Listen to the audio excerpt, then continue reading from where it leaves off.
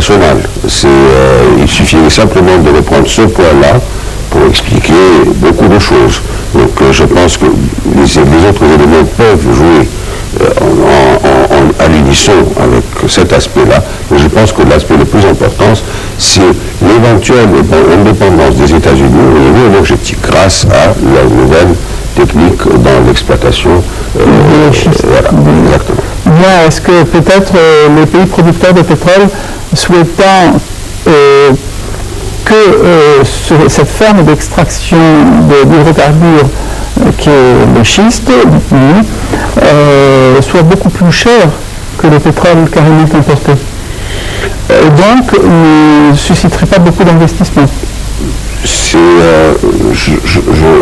un aspect un peu qui est encore à l'état de, disons...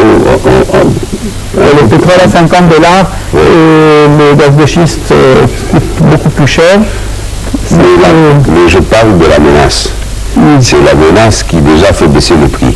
Rien que ça, le fait que, même si ça coûte le double, ou un peu moins que le double maintenant, le fait que ce soit un marché qui, à la limite, ne continue pas son expansion, qu'il reste à l'état statique, une partie localement, je parle des États-Unis, et le reste importé, le fait qu'on stoppe la croissance de ce côté-là, au point de vue d'un marché qui aurait été porteur et importateur, déjà rien que ça, c'est très suffisant pour complètement changer la donne des prix au niveau international.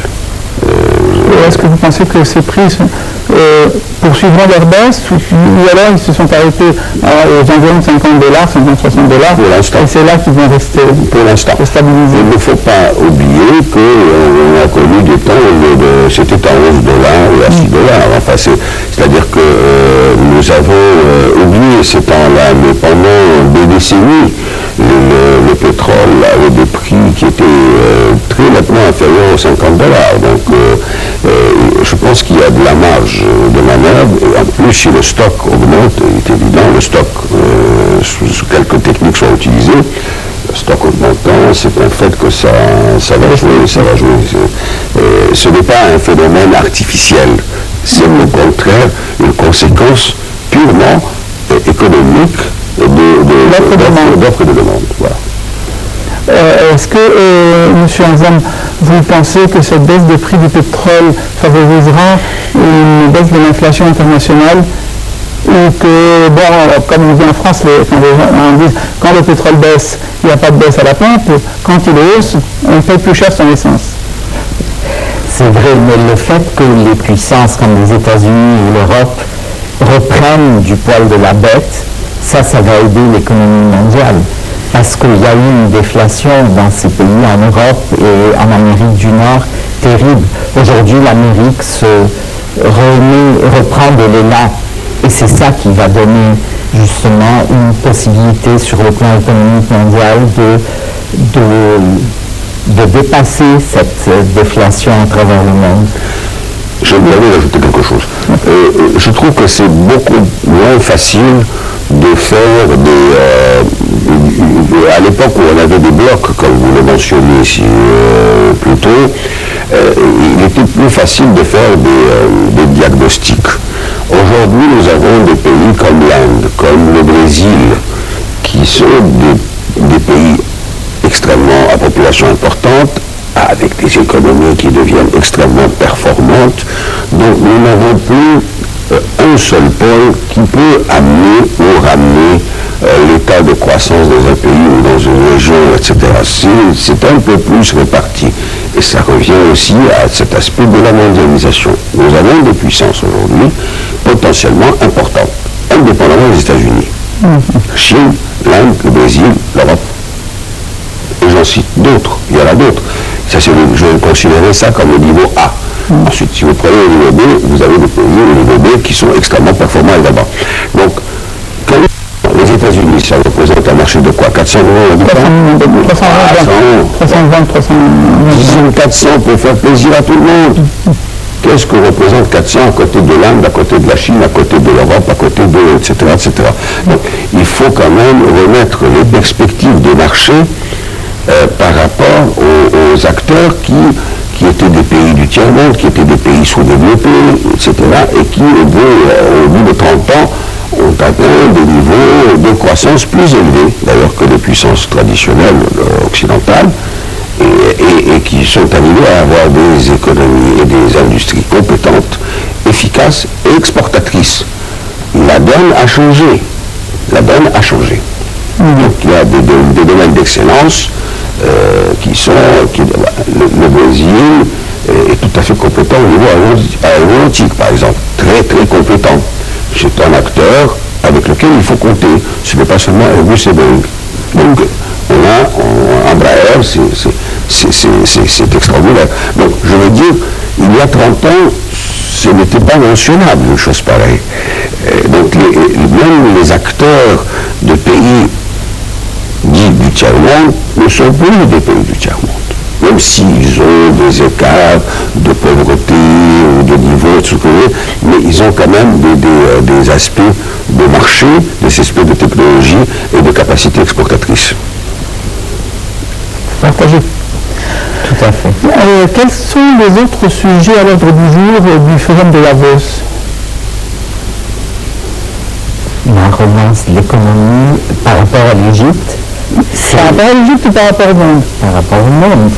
C'est justement de voir comment on peut fonctionner aujourd'hui d'une manière beaucoup plus performante et beaucoup plus durable. Alors, depuis les deux décennies qui sont passées, on a développé la notion de développement durable. Aujourd'hui, sur le plan économique aussi, il faut tout le monde essaie de penser à ce qui va durer et ne pas être en but à des problèmes qui vont faire chuter l'économie mondiale. Donc comment établir un réseau économique qui va permettre d'aider à l'avancement et à la promotion et de pouvoir surmonter les obstacles qu'on peut rencontrer en route. L'écologie est à l'ordre du jour? L'écologie est un élément très important. Et justement, quand on parle des gaz de schiste, l'Europe refuse le traitement du schiste parce que sur le plan écologique, c'est dramatique.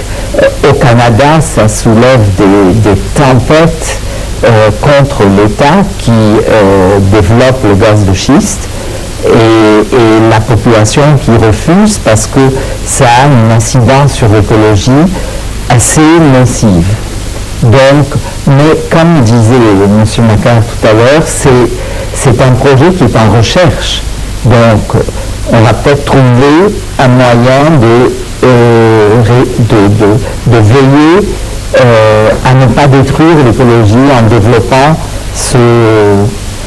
cet élément pour le gaz de schiste. Bien, M. Macquart, je suis toujours dans l'écologie. Est-ce que, en Égypte, l'écologie a de l'avenir? Je pense à l'énergie solaire, à l'énergie éolienne. Nous avons un pays très ensoleillé. La côte, le littoral du golfe de Suez est parmi les plus venteux au monde, paraît-il. Que les entreprises égyptiennes n'investissent pas dans cette forme d'énergie nouvelle qui, à la longue, va rapporter certainement beaucoup. De toute façon, c'est une réflexion qui existe et qui existe depuis des années. Ce n'est pas une chose nouvelle. Nous avons des organismes en Égypte qui dépendent du ministère de l'Électricité qui réfléchissent à un développement des énergies nouvelles. Ça existe depuis... La réflexion, pourquoi il y a un organisme qui existe.